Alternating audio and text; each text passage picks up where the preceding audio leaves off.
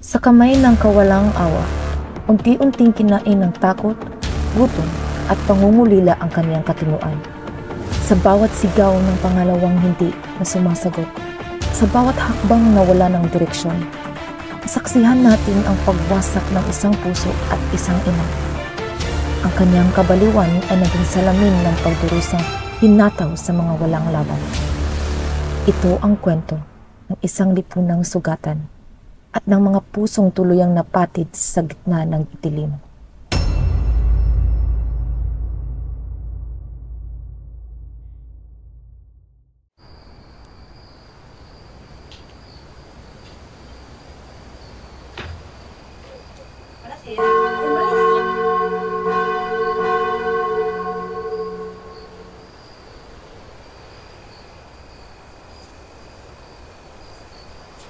Oh, Crispin. Ay, kuya, may sasabihin ko lang sa'yo. Oh, ano yun? Kumpunan mo na tayo. Kuya, maaari mo bang bayaran yung pinagbintang nila sa amin? Ako, Crispin, ang katumbas ng 2 onsa ay 32 piso. Samantala, ang sahod ko sa isang buwan ay 2 piso lamang. Ano ba?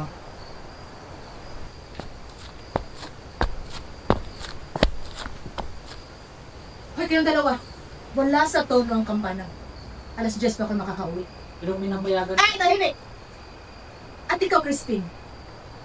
Hindi ka ba makakauwi kapag hindi mo sila uling inakaw mo? Hindi po ako nagnakaw. Dito ka nga, dito ka Kuya, nga! tulong! Ka dito. Kuya! Ano dito? Basilio! Bitawan mo siya!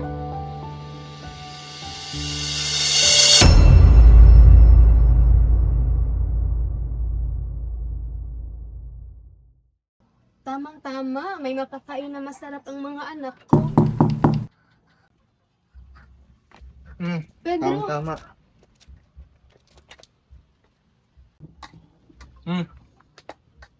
Tirahan mo ko ng kwenta ni Basilio, ha? Naintindihan mo? oh Pedro. Oo. Hoy, alis na ako.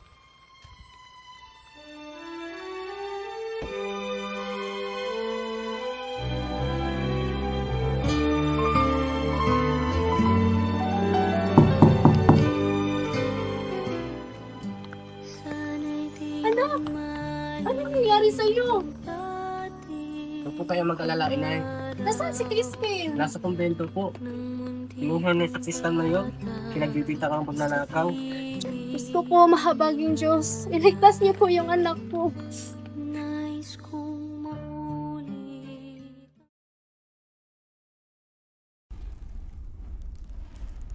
Halika ka dito!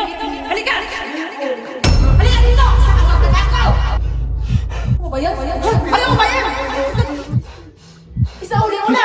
Isauli mo na yung mga onsa! Uy!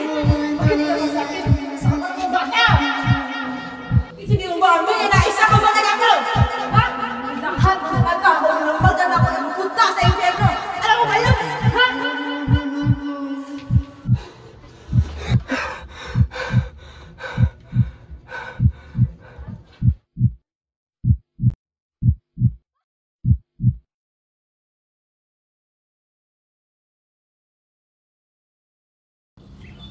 Tao po! Narito na po ang gulay para kay Kura. Maaari ko ba siyang makausap? Hindi mo maaaring agalahin ang Kura pagkat ngayon ay may sakit siya. Ganun po ba? Si Crispin? Nasaan yung anak ko? Si Crispin? Hindi ba't umuwi ko siya? Si Basilio lang yung umuwi kahapon. Naiwan dito si Crispin! Naiwan nga, pero pagkatapos naman magnakaw ay tumakas din. Hindi yan totoo. Nagsinungaling lang. Huwag kang mag-alala. Naisuplong ng anak mong mas masahol pa sa kanyang ama. Nag-gorgeous si Bill! Hindi yan totoo! Sa anong oras, Mabait yung anak ko! dadakpi na siya. Hindi! Mga sinungaling kayo, hindi yan totoo!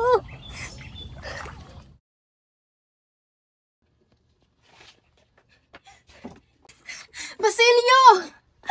Anak! Basilio! Nasaan si Basilio? Bakit wala siya dito? Sisa! Sumama ka sa amin! Hanggang sumuko ang mga anak mo! Sumuko ka na lang! Hindi, nawawala pa yung mga anak ko! Kikilos! Wag mo ako!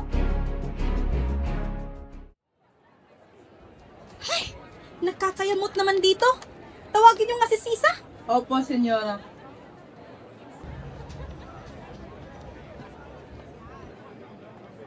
Hoy, babae! Pinatawag ka ng Donya. Halika! Kasalanan! Sumama ka na! Sumama ka na sa amin! Vamos! Magkantari ka! Aliw!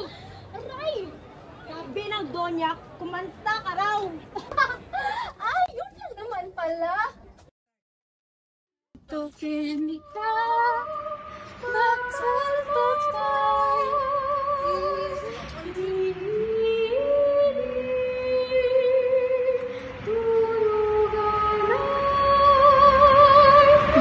Tumigil ka nga! marunong naman palang magtagalog. Hoy! Kayong dalawa! Magsialis nga kayo! Ayaw po. Pagod na ako. Sasayo ka ba o hindi? Anak ko. Tumigil ka nga! Tumigil ka! Tumigil ka!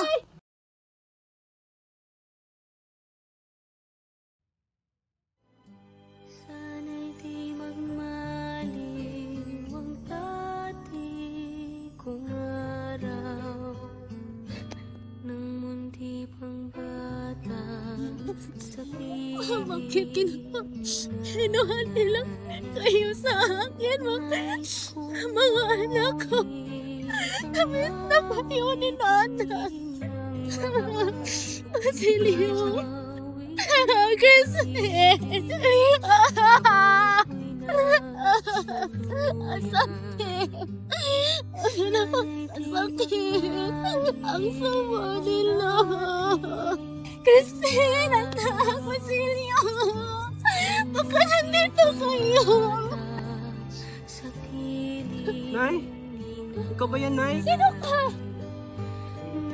Nay! Ako po ito! Hindi ka si Basilio! Ako po ito! Wala akong anak! Ako po ito Hindi si ako si Basilio! Basilio, Christine! Nandito ko na sa buwan.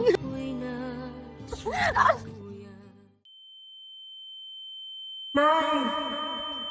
Nay! Anak, mabuti naman nandito na Dito na kayo. po ako! Inay!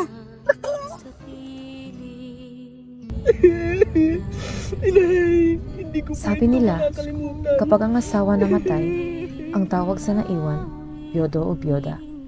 Kapag ang anak namatayan ng magulang, ang tawag sa kanila, ulila. Pero kapag ang magulang namatayan ng anak, anong tawag sa kanila? Sapagkat wala naman talagang salita ang pwedeng itawag sa sakit na nararamdaman ng isang ina o ama kapag nawalan ng anak.